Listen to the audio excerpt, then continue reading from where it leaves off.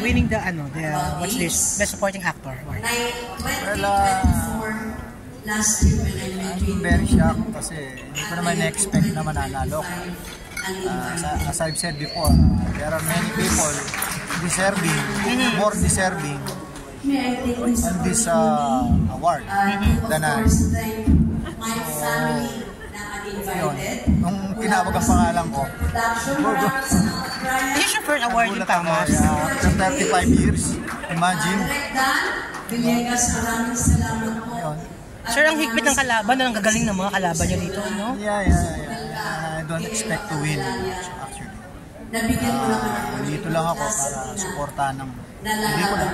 Kasama namin. Sir, yung mga ganyang award ba nagbibigay sa'yo ng inspiration or challenge? O mas kinakabahan ka? Mas may pressure ka? Hindi ng inspirasyon na para mas pagbutihan mo ang trabaho mo, mahalin mo ang trabaho mo. Kasi bihira yan. Sir, ano ba mga ibang trabaho na kalinyang gawin mo ngayon, sir? After this? Meron akong serye sa 5.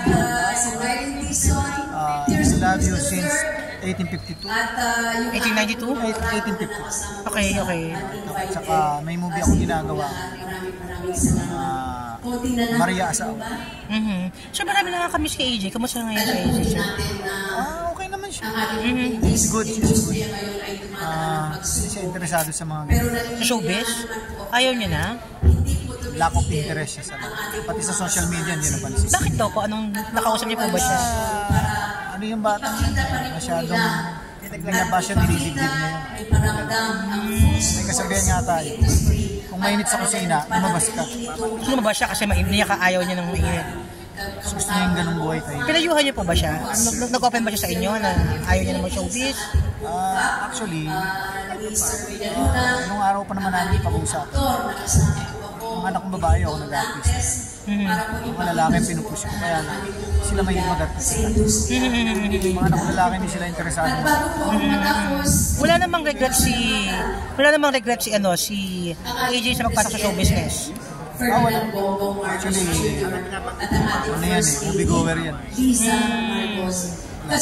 Kamusta po sila ni Aljur? Kamusta po sila ni Aljur right now? Okay naman sila. Okay sila.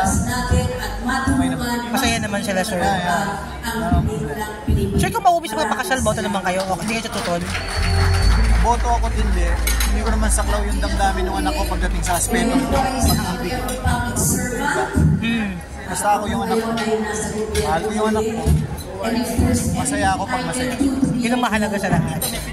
Sa palagay po nyo, ano po ang sekreto para po tumagal at tumagal ang isang artista sa show business? Ano ang sekreto? Number 1 dyan, pakikisama. Attitude. Mahalin mo ang trabaho mo. Seryoso ka sa trabaho mo. Focus. Okay, ginagawa mo, focus ka lang. Yun lang ang kailangan. Okay, maraming salamat po. Congratulations. Check ko lang yung picture.